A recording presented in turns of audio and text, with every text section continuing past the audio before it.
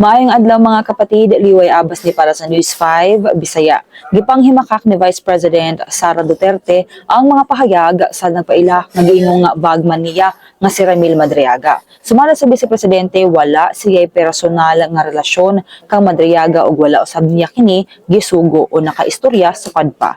Dugang pa niya nga ang mga hulagway nga gisumite ni Madriaga kuha ra sa lain na mga kalihukan ug wala na pamatuod nga kabahin si Madriaga sa election campaign group sa Vice Presidente. Gipahayag usab ni VP Sara nga permira mga akusasyon ang gipanglatag ni Madriaga ug bisan pa og balik-balik kini nga ipagawas, magpabilin lamang kuno kining usa ka saba.